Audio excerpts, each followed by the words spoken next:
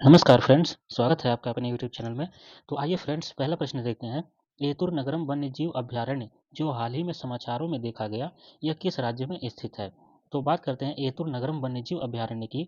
यह इसकी स्थापना कब हुई थी? तो इसकी स्थापना देखते हैं 1953 में, 1953 में इसकी स्थापना हुई थी। और यह किस राज्य में है? तो यह तेलंगाना राज्य में है। कहाँ पे है? तेलंगाना राज्य में है। और यह अगर देखें तो महाराष्ट्र तेलंगाना के साथ साथ महाराष्ट्र और छत्तीसगढ़, महाराष्ट्र और छत्तीसगढ़, उसके बाद तेलंगाना, तेलंगाना, इन तीनों राज्यों की सीमा पर स्थित है यह ऐतुर नगरम वन्यजीव अभयारण्य। यह तीनों राज्यों की सीमा पर स्थित है। इसकी स्थापना 1953 में की गई थी। अब बात करते हैं यह क्यों प्रसिद्ध है, इस समय ये समाचारों में क्यों देखा गया है। तो इसमें देखेंगे तड़वई क्षेत्र में तेलंगाना में ही जंगल की आग का सामना करना पड़ता है। इसे जंगल की आग का सामना करना पड़ता है ऐतुर नगरम वन्यजीव अभयारण्य को, इसलिए यह समाचारों में देखा गया है। तो यह कहाँ पे स्थित है? तेलंगाना में स्थित है। महाराष्ट्र, छत्तीसगढ़ और तेलंगाना की बॉर्डर पर स्थित है। इसकी स्थापना 1953 में हुई थी। आगे चलते हैं। कुआत्रो, दूसरा क्वेश्चन देखते हैं। कुआत्रो सिएनगास क्षेत्र जो हाल ही में जल संकट के कारण खबरों में था, यह किस देश में स्थित है? तो क्वात्रो सिएनगोस क्षेत्र को देखते हैं। तो यह मैक्सिको में स्थित है। कहाँ पे? यह मैक्सिको में स्थित है। मैक्सिको में स्थित है। अगर बात करते हैं तो इसको मार्च 2024 मार्च में कृषि गतिविधियों के कारण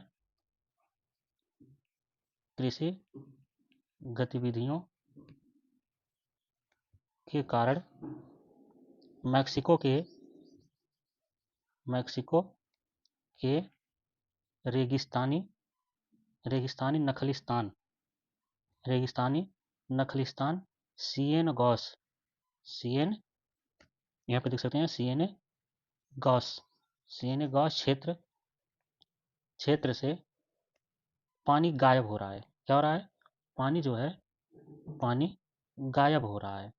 तो ये जो जल का संकट है, ये जो कृषि गतिविधियों के कारण जल का संकट है, मैक्सिको के रेगिस्तानी नखलिस्तान सिएनगोस क्षेत्र से पानी गायब हो रहा है। इसलिए जल संकट के कारण इस समय यह किसमें है? चर्चा में है। और ये किस देश में स्थित है? तो मैक्सिको में स्थित है यह क्वात्रो सिएनगोस क्षेत्र। आगे देखते हैं अगला प्रश्न। तो इसमें है, हाल ही में भारत के चुनाव आयोग ने 85 वर्ष से अधिक उम्र के व्यक्तियों और 40% विकलांग व्यक्तियों के लिए आसान मतदाता की सुविधा के लिए कौन सा ऐप लॉन्च किया गया है? तो अगर बात करें 85% 85 वर्ष से अधिक जो व्यक्ति हैं और 40% जो विकलांग व्यक्ति हैं, इनको मतदान के लिए इनको मतदान का काम आसान करने के लिए, आसानी से ये मतदान कर सके, इनके लिए सक्षम ऐप चुनाव आयोग द्वारा सक्षम ऐप किसके द्वारा? चुनाव आयोग द्वारा सक्षम ऐप लॉन्च किया गया है, चुनाव आयोग द्वारा। और इसका लक्ष्य क्या है? तो इसका लक्ष्य है नए उपायों के साथ, जो नए उपाय हैं सक्षम ऐप के द्वारा, इनके साथ मतदान में समावेशित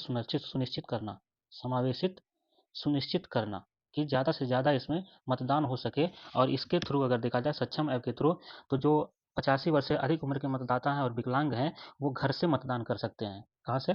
सक्षम ऐप के द्वारा घर से मतदान कर सकते हैं, घर से मतदान कर सकते हैं। और अगर बात करें तो मतदाता केंद्र जो हैं, वह स्वयं सेवक व्हील चेयर और परिवहन भी प्रदान करेंगे।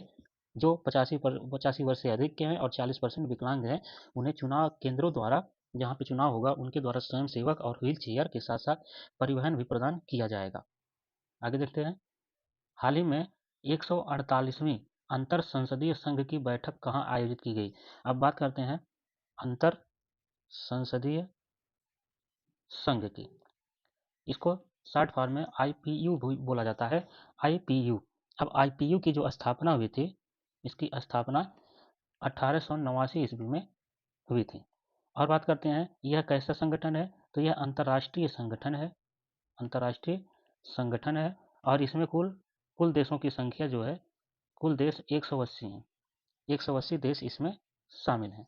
अब बात करते हैं कि इसकी जो है 148वीं जो अंतर संसदीय इसकी जो सभा आयोजित की गई थी, बैठक इसकी आयोजित की गई 148वीं, वो कहाँ पे की गई है? तो वो जिनेवा में की गई है, जिनेवा में, स्विट्जरलैंड में। कहाँ पे? स्विट्जरलैंड में, जिनेवा में इसकी बैठक की गई है। और कब से की गई है? तो 23 से 27 मार्च के बीच, 23 से 27 मार्च 2024 तक आयोजित की गई है।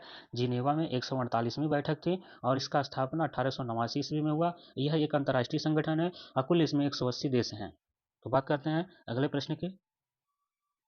हाल ही में म्यांमार में भारतीय राजदूत के रूप में किसे नियुक्त किया गया? तो अब बात करते हैं म्यांमार में भारतीय राजदूत के रूप में। कहाँ पे? म्यांमार में। तो म्यांमार में देखेंगे, इसके पहले जो थे, चलिए अभी देखते हैं जिन्हें सेलेक्ट किया गया है।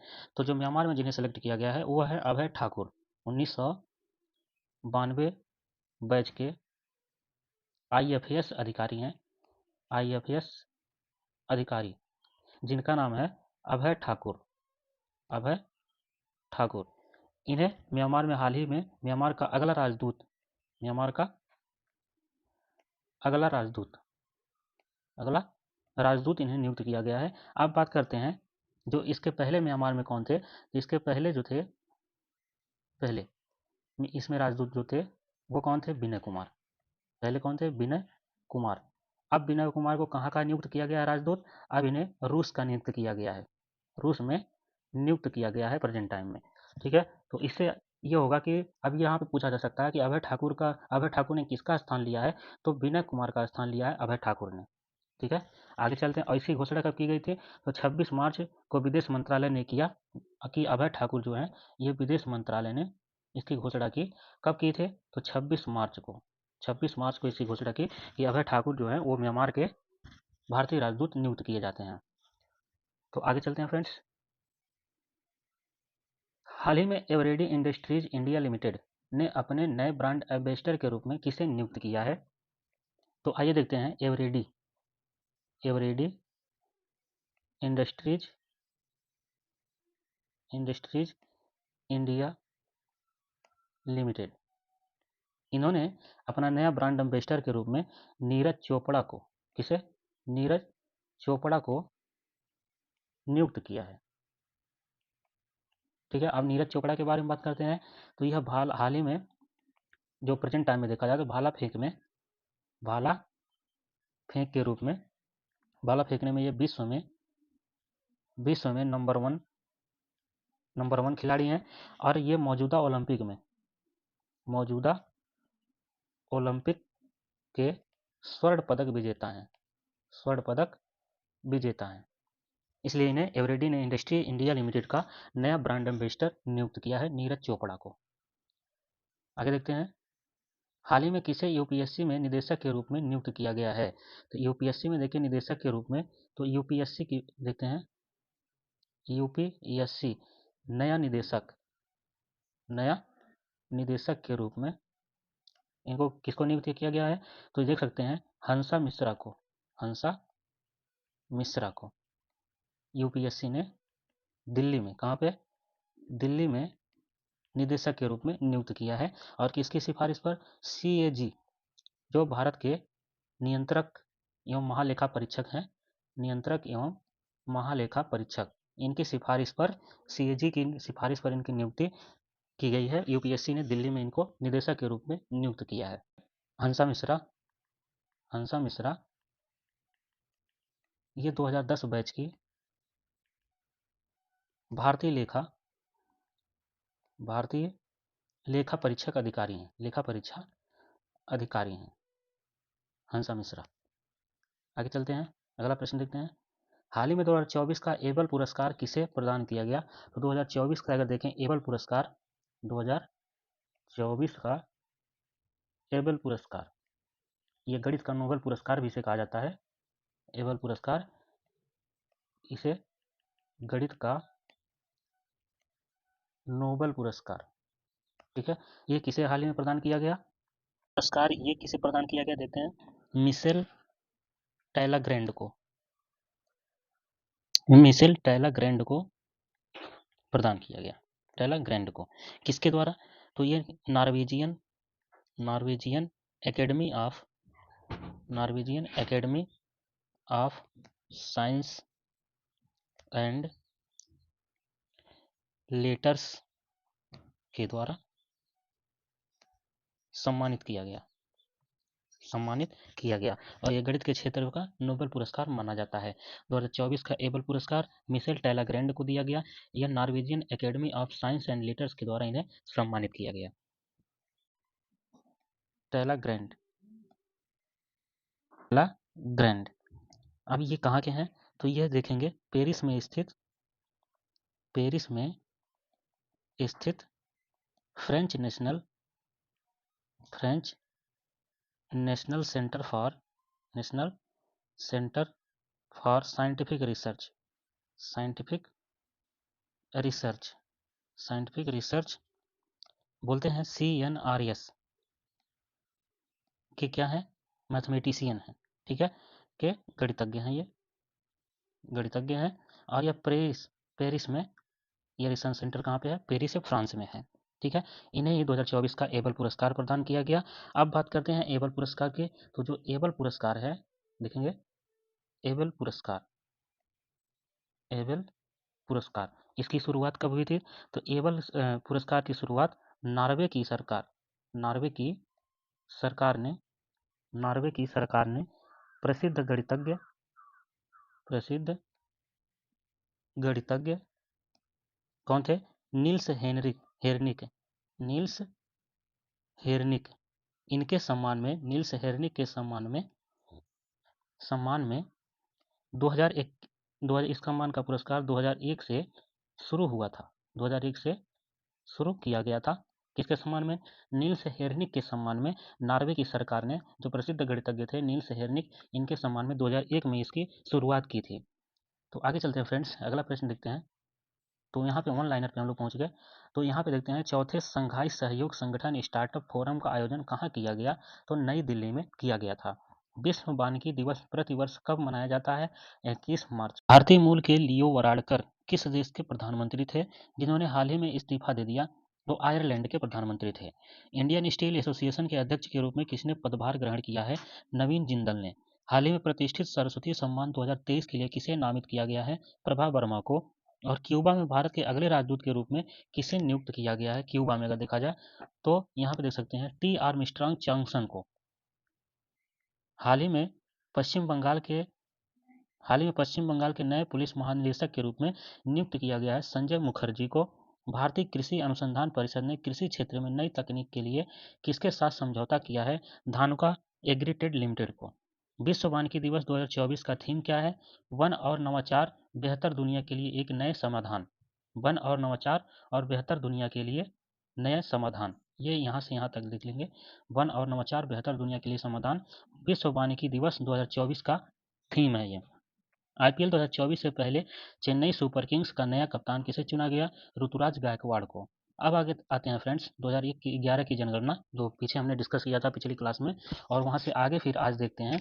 तो यहाँ से देखेंगे जो 2011 की जनगणना है, इसके अनुसार अगर देखा जाए तो भारत की कुल जनसंख्या, भारत की कुल जनसंख्या अगर देखा जाए तो विश्व की कुल जनसंख्या, विश्व की कुल जनसंख्या का कितना परसेंट है, विश्व की कुल जनसंख्या का तो 17.5%, विश्व की कुल जनसंख्या का 17.5% है।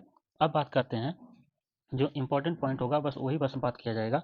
जनसंख्या घनत्व जो पहले कितना था, अब कितना, 2011 के अनुसार कितना है, तो जनसंख्या घनत्व की बात करें तो 325 से बढ़कर, 325 प्रति व्यक्ति वर्ग से बढ़कर, प्रति 325 व्यक्ति प्रति वर्ग किलोमीटर, प्रति वर्ग किलोमीटर से बढ़कर कितना हो गया है, 382 व्यक्ति प्रति वर्ग किलोमीटर हो गया है।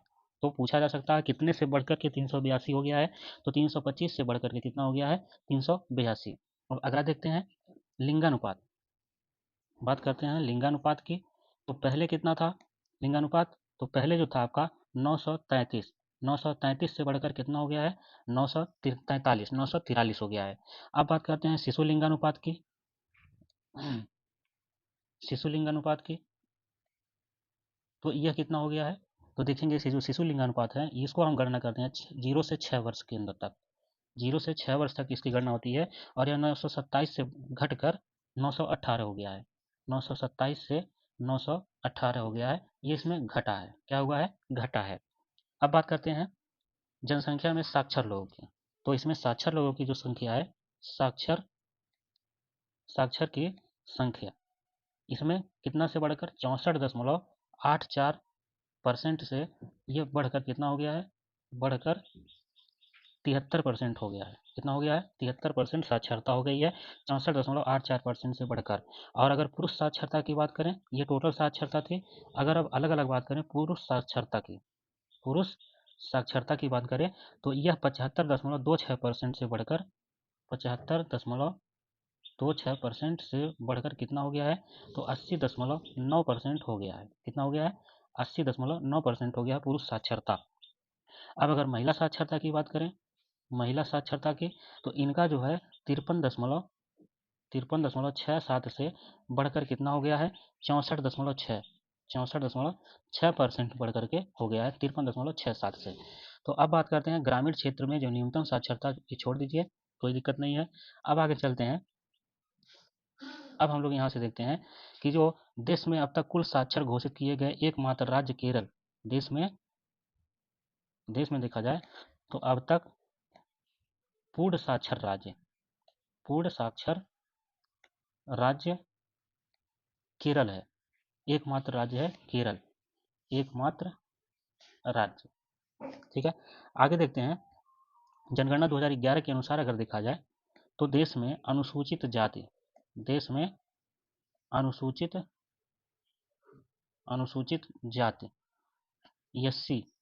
एससी के कुल व्यक्तियों की संख्या अगर देखा जाए, एससी कुल कितने हैं, तो 20.14 करोड़ 2011 के अनुसार देखा जाए तो एससी की जो जनसंख्या है देश में 20.14 करोड़ है। यानी कि अगर देश में देखा जाए, देश की कुल जनसंख्या का 16.6% है। देश की कुल जनसंख्या का 16.6% है। अगर 2001 में देखा जाए, 2001 में इनकी जनसंख्या जो थी वो 16.2% थी, 16.2%, और 2011 में 16.6% हो गई है बढ़कर।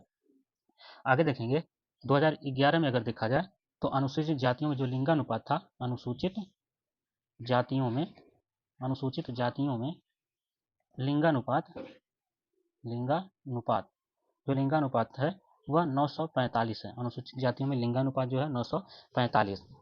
अगर बात करें 2011 की जनगणना के अनुसार देश में अनुसूचित जनजातियों यानी कि व्यक्तियों की कुल संख्या कितनी है, जनजातियों में देखा जाए तो कुल संख्या जो है वो 10.43 करोड़ है, 10.43 करोड़ है, जो कि देश की जनसंख्या का कितना परसेंट है, तो 8.6% है। और यह 2001 में कितनी थी, तो 2001 में 8.2% थी, 2001 में 8.2% थी। और इनका लिंगानुपात 990 है। इनका लिंगानुपात देखा जाए 2011 की जनगणना के अनुसार तो 990 है। अगर बात करते हैं, नेक्स्ट टॉपिक देखते हैं। तो अगर जनगणना 2011 के अनुसार देखा जाए तो देश की कुल जनसंख्या में नगरीय जनसंख्या जो है जो है वो 31.2% है। जबकि ग्रामीण जनसंख्या की बात करें तो 68.8%। एग्जैक्ट वैल्यू याद रखेंगे क्योंकि अब लगभग में नहीं पूछता, एग्जैक्ट में ही पूछता है। तो आज के लिए इतना ही फ्रेंड्स, मिलते हैं नेक्स्ट वीडियो में कल, फिर मिलेंगे 7 बजे। तब तक के लिए धन्यवाद।